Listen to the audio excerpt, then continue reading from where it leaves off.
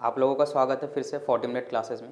हम लोग 9th class के मैथ का चैप्टर पढ़ रहे हैं, जिसके अंदर चैप्टर का नाम है सर्कल। हमारी काफ़ी क्लासेस हो गई हैं, जिसमें कि आज में भी शायद 3rd या 4th क्लास है, ध्यान में नहीं है। तो हम लोग अभी इस समय थ्योरम कर रहे हैं, तो जिसमें कि हमने कुछ थ्योरम पीछे क्लासेस में कर ली थी। आज हमको ये वाली थ्योरम करनी है और 2-3 और करेंगे। जैसा कि थ्योरम में लिखा है, equal chords of a circle are equi distance from the centre. अब यहाँ पे या तो वो सिंगल सर्कल हो या तो दो कॉन्ग्रेंट सर्कल हो, कोई फर्क नहीं पड़ेगा। क्वेश्चन या थ्योरम ये बोलना चाहती है कि अगर आपके पास दो इक्वल कॉर्ड है, कॉर्ड क्या होता है हम समझ चुके हैं, ठीक है। तो किसी भी एक सर्कल की या दो कॉन्ग्रेंट सर्कल की जो कॉर्ड हैं अगर वो इक्वल हैं तो सेंटर से इक्वल डिस्टेंस पे होती हैं, ये हमको प्रूव करना है। थ्योरम क्या कहना चाह रही है, समझ में आ गया? आ गया प्रतीक?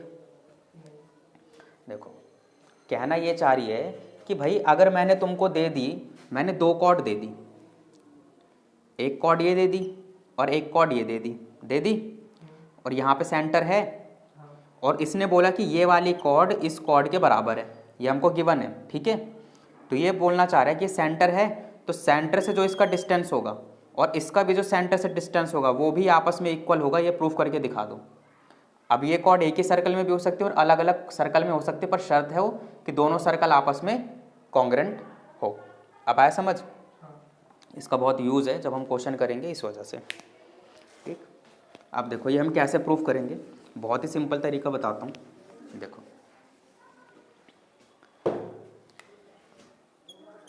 इसका अगर मैं सॉल्यूशन करूँ, इधर देखो ध्यान से देखना, क्या भाई जो OB है, क्या जो OB है, ठीक है, वो OC के बराबर होगा?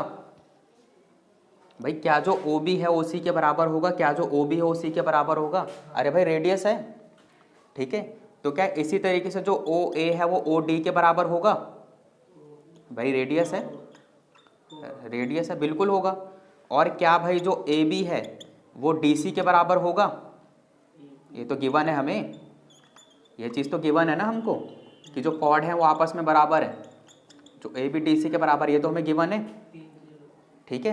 ये क्लियर हो गया? अब ये बताओ, क्या भाई AB का आधा भी DC के आधे के बराबर होगा? अरे बिल्कुल होगा भाई, क्योंकि अगर पूरा बराबर है तो आधा भी तो बराबर होगा। क्लियर हुआ? यहाँ तक क्लियर हुआ? अब देखो नाउ इसके नीचे तुम क्या करना, देखो अब भाई ये बात बताओ, क्या ये राइट एंगल ट्रायंगल बन रहा है? अरे बन रहा है ना, 90 डिग्री है, परपेंडिकुलर है ये। हम डिस्टेंस जो मेजर करते हैं परपेंडिकुलर लाइन ही तो डालते हैं, तो क्या राइट एंगल ट्रायंगल बन रहा है? क्या ये भी राइट एंगल ट्रायंगल बन रहा है? तो क्या भाई पाइथागोरस थ्योरम कुछ याद है? तो पाइथागोरस थ्योरम कुछ कहती थी, पाइथागोरस थ्योरम ये कहती थी भाई जो हाइपोटेनस का स्क्वायर है, अगर मैं लूँ इन ट्रायंगल OBM, यानी कि ये वाला OBM, आया समझ? इसके अंदर हाइपोटेनस कौन हो गई? ये हो गई, ठीक है। राइट एंगल ट्रायंगल के अपोजिट वाली साइड हाइपोटेनस होती है। तो भाई हाइपोटेनस का जो स्क्वायर होता है, समझ रहे हो, वो किसके बराबर होता है? बाकी दोनों साइड के स्क्वायर के बराबर होता है। ये समझ में आया? ये तो पाइथागोरस थ्योरम ही है। तो क्या मैं इस MB को इधर ले आ सकता हूँ, इस MB को इधर ला सकता हूँ, ठीक है। और MB, क्या जो MB है, क्या जो MB है वो AB का आधा है? क्यों? क्योंकि कल हमने क्या थ्योरम पढ़ी थी, जो सेंटर से परपेंडिकुलर होता है किसी कॉर्ड पे, वो उस कॉर्ड को क्या करता है? बाइसेक्ट करता है, कल हमने पढ़ा था ना। तो इसका मतलब है मैं अगले स्टेप में ये लिख सकता हूँ कि जो MB है वो AB का आधा है, लिख सकता हूँ ना, ठीक है। भाई क्यों लिख सकता हूँ? कल वाली थ्योरम यहाँ पे लिख दोगे, ठीक है, कि perpendicular from the centre bisect the chord. आगे समझ? अब समझ में आ रहा है कि थ्योरम कैसे यूज होती है? समझ में आ रहा है? अब क्या मुझे इसको प्रूफ करना पड़ा कि ये आधा क्यों होगा? प्रूव नहीं करना पड़ा ना, मैंने डायरेक्ट थ्योरम लिख दी। अब अगर मैं इसको इधर लेकर आऊँ, इसको मैं इधर लेकर आऊँ, ठीक है, तो क्या ये माइनस में हो जाएगा? इक्वल टू OM का स्क्वायर हो जाएगा। इसको मैं मान लेता हूँ फर्स्ट। क्लियर हुआ? क्लियर हुआ, ठीक है। तो वीडियो पॉज करके ये सारा नोट कर लोगे। अब इसको मिटो रहा हूँ, अब इसके आगे चलते हैं।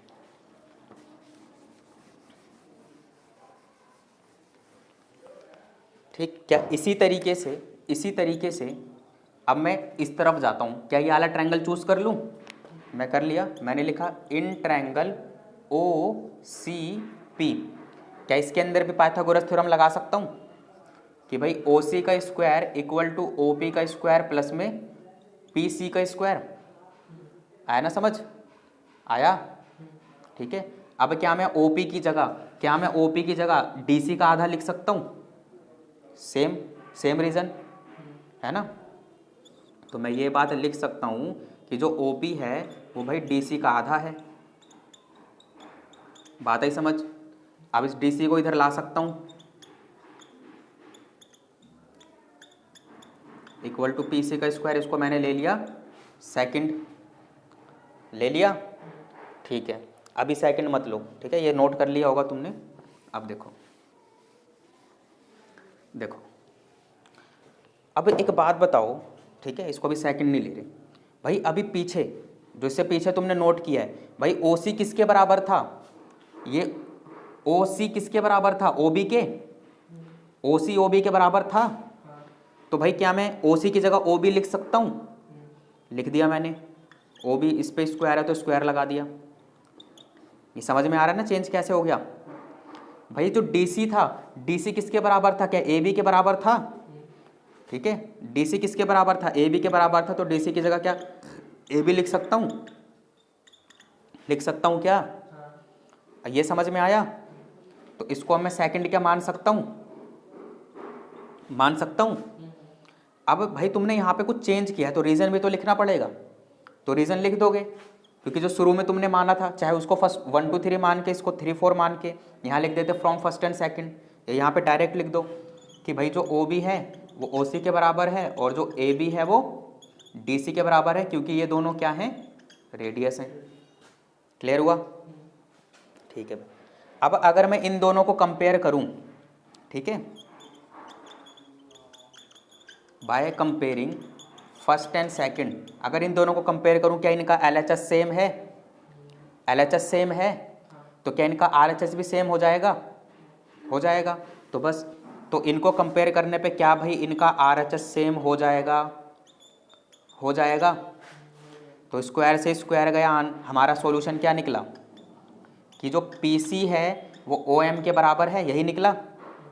तो क्या हमें यही प्रूफ करना था कि भाई जो PC बोल रहा हूँ, PO, ठीक है, यहाँ पे भाई PC कैसे कर दिया,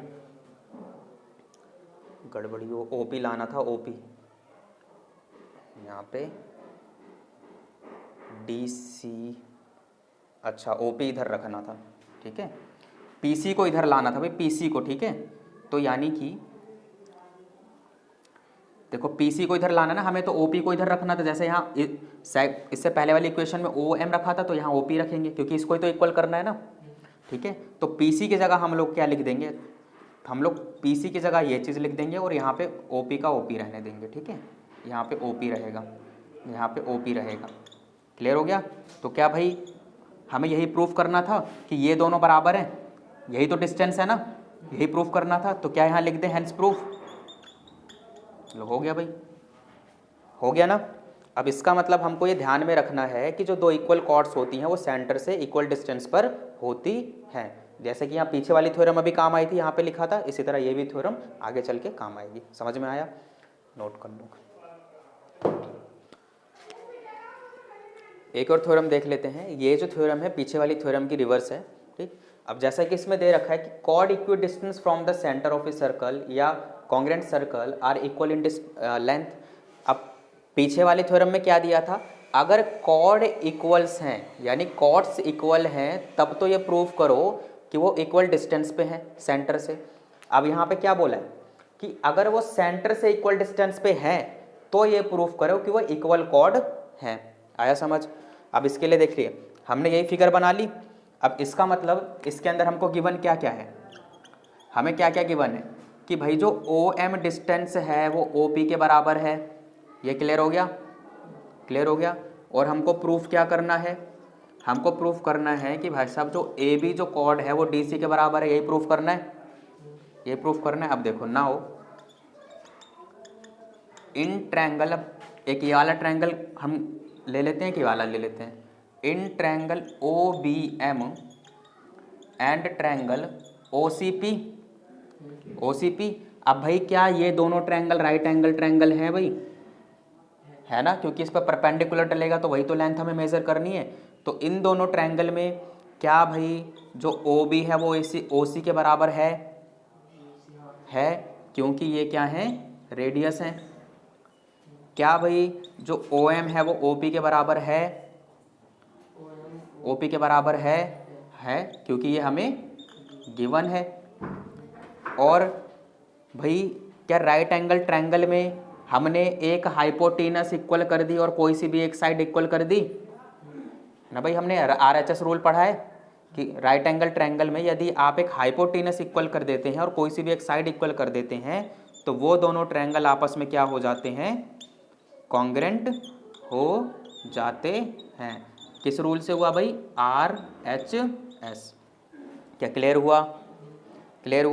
तो भाई RHS से जब ये इक्वल हो गए तो क्या मैं बोल दूं कि भाई जो BM है वो CD के बराबर है, सॉरी CP, जो BM है वो CP के बराबर है। कह सकता हूं ना अब कि ये जो BM है, अब क्योंकि दोनों ट्रायंगल आपस में कॉन्ग्रेंट हो गए तो इसका BM इसके PC के बराबर है, कह सकता हूं। तो बस कह दो कि जो भाई जो इसका BM है वो PC के बराबर है। क्यों कह दिया तुमने भाई, CPCT पता है मुझे, CPCT से हो गया corresponding part of congruent triangle, कि कॉन्ग्रेंट ट्रायंगल के कॉरस्पॉन्डिंग पार्ट आपस में इक्वल होते हैं। क्लियर हो गया? ठीक है। अब देखो भाई, अब जब दो साइड्स आपस में इक्वल होती हैं तो उनका आधा भी आपस में इक्वल होता है, उनका एक चौथाई भी आपस में इक्वल होता है, तो उनका दुगना भी इक्वल होगा और 4 गुना भी इक्वल होगा। समझ में आया कि भाई अगर 5 और 5 आपस में इक्वल है तो इनका दुगना भी कर दूं तब भी तो आपस में इक्वल ही होगा ना, 10 इक्वल टू 10, और इसका आधा भी कर दूं तब भी तो आपस में इक्वल ही होगा। ये समझ में आया? तो मैं यहाँ से कह सकता हूँ ना कि अगर मैं मल्टीप्लाई बाय 2 बोथ साइड कर दूं तो भाई 2BM इक्वल टू 2PC आ जाएगा। ये समझ में आया ना? अरे ये तो दुगना ही किया, इसमें क्या समझना आ गया। तो भाई इस BM का दुगना क्या है, AB, और इस PC का दुगना क्या है, DC। तो इसके नीचे लिख दोगे कि hence AB equal to PC, sorry DC। पर भाई रीजन क्या दोगे, तुम्हें कैसे पता कि ये दुगना है? भाई भगवान थोड़ी हो, तुम्हें ये कैसे पता कि दुगना है ये, इसका कैसे पता चला? क्योंकि तुमने थ्योरम पढ़ी है। क्या थ्योरम पढ़ी है? कि perpendicular from the centre bisect the chord. Clear? कि perpendicular from the centre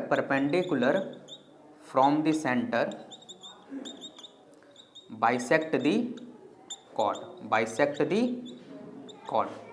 clear हो गया? आप समझ में आ रहा है? देखो थ्योरम का कैसे यूज हो रहा है। अब क्या मैंने यहाँ पे प्रूफ किया कि ये दुगनी कैसे है? नहीं प्रूफ किया ना, डायरेक्ट थ्योरम लिख दी, क्योंकि इस चीज को हम पहले ही प्रूफ कर चुके हैं।